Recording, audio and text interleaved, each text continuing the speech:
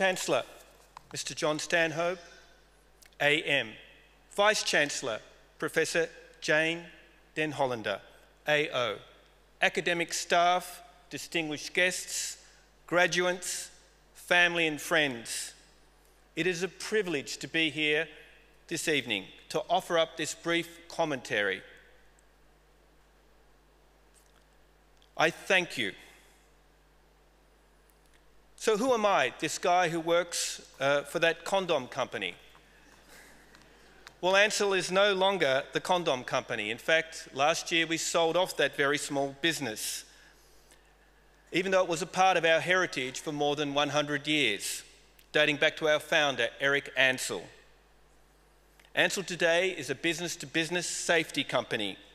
We protect people who work in hospitals, in mines, in construction companies, in factories. We don't manufacture and sell sugar-flavoured water or trivial gadgetry. And we are a public Australian company, a proud one that generates the vast majority of our revenue in Western Europe and the United States. How did I get here? In brief, I began my professional life as a journalist in my home state of Tasmania, and then here in Victoria. I subsequently transitioned, as many journalists do, to public relations, firstly here in Melbourne and then in Singapore. I then ventured into consulting and found myself accepting a role with Mercedes-Benz at their global headquarters in Stuttgart in southern Germany. We enjoyed 4 years there, 4 rewarding years, followed by stints with Mercedes-Benz in their Asian offices in Singapore, in Malaysia, in Kuala Lumpur, and then back here in Melbourne. Around 8 years ago, I joined Ansell, where I have experienced and continue to experience regional and global challenges. However, I can assure you that there was no master plan to my career direction, but it has unfolded in a personally and professionally rewarding way. So here are my lessons learnt. And I stress they are my lessons, but I hope this advice will help guide your choices and influence your directions. Firstly, be generous with your time. Be generous to those around you, especially those in whatever organisation, whatever hospital, whatever education institute are below you. Freely give this most precious commodity, your time. Consistently do this, and make sure you cultivate listening skills. I try not to have many regrets. Life is too short. But the regrets I do have are around not making enough time, not doing more listening, not living in the moment with family, with friends, with colleagues. Secondly, try not to obsess about what others appear to be doing. Don't burden yourself with outsized expectations or the comparison curse, as in, if I'm not a success story by age 30 or age 40, I'm going to give up. And why does my colleague have more, appear to have more than I do? I also deserve more. Careers are tough enough without unrealistic expectations and the perception that everybody but you is having a great time on social media and having a fantastic game-changing career on LinkedIn. Stay in your lane, run your own race, aim at your light on the hill, but go step by step. Thirdly, luck counts. Luck helps, and if luck counts against you, the answer is endurance. Some of us are born lucky, thanks in most part to our parents. Some of us make our own luck due to talent and work ethic. Others, by chance, are simply in the right place at the right time. These people take life's elevators up, while the rest of us have to take the stairs. Is that fair? No. But don't surrender to the complaint mentality. Complaining is not a strategy.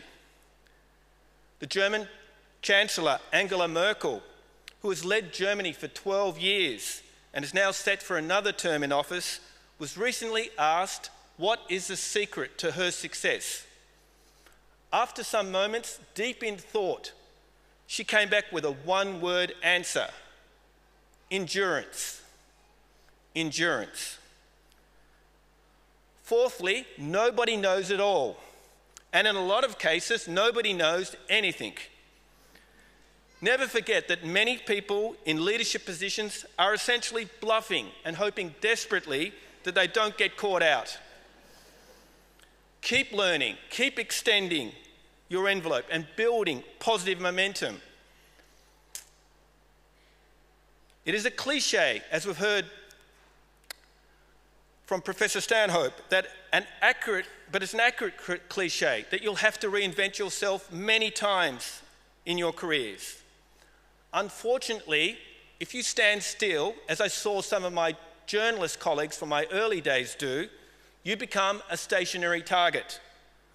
Let this evening's graduation be your launch pad.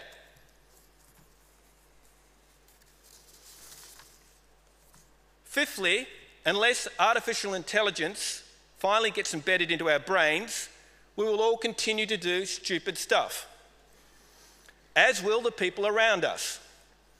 At any age and at any level, foolish, stupid stuff happens.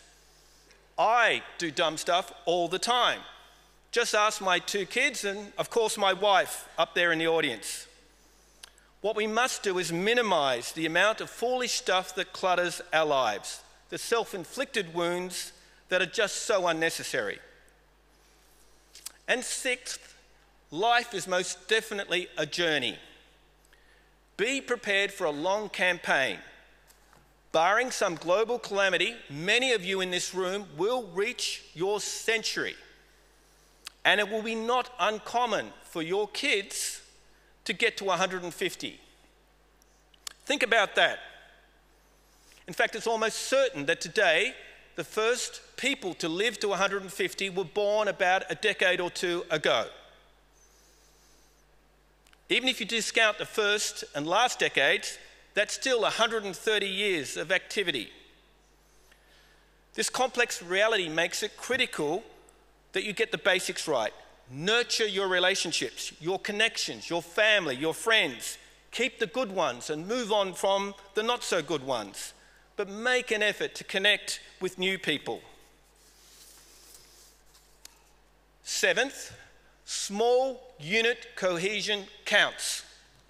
In fact, there's no better life hack than choosing the right people to be with in your personal and professional lives.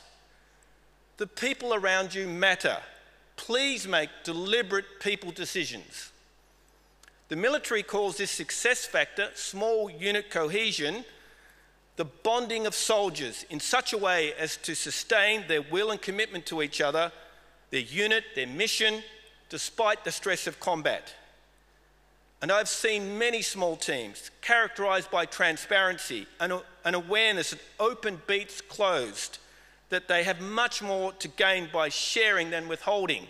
These small teams outrun, outlast, outcompete far bigger, less focused entities. Number 8, politics are everywhere.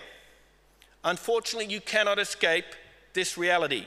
You simply have to navigate through your political landscape, whether it's at an educational institution, at a school, at a company, at a hospital. You have to get through and get good stuff done. Compete, participate. More than half the battle is won by simply turning up and engaging. And do not be naive and expect that it is enough to simply do a good job. You must, in the vast majority of organisations, also be seen to be doing a good job. Ninth, be appreciative. Value the fact that Australia is certainly the plucky country, if not the so-called lucky country. We have robust institutions and a genuine multicultural environment. Of course, every one of us, except our Indigenous fellow Australians, came from somewhere else, either on an aircraft or a boat, either now or one or more generations ago. And yes, here in Australia, we should be doing better to mitigate our share of the global warming crisis. We should be doing more to improve everyone's human rights and better balancing economic outcomes. However, we are doing better than most. Let's not forget that we have much to celebrate in this country, much, much more than most. And if you have come to Deakin from outside Australia and have successfully studied in what might be your second or even third language, I salute your achievement. As someone who's struggled to become conversational, much less fluent in German and somewhat in Indonesian, I am in awe of what you have achieved. Number 10, try only to fight the good fights, the fights that truly matter, and ignore those that don't. Pick your battles. Any good mentor will use this phrase. Pick your battles. It means you cannot exhaust your energies fighting every battle. Most are not worth fighting, especially with the advantage of hindsight. This does not mean you compromise on all the small stuff, but neither do you go to war, and you certainly don't sweat the small stuff.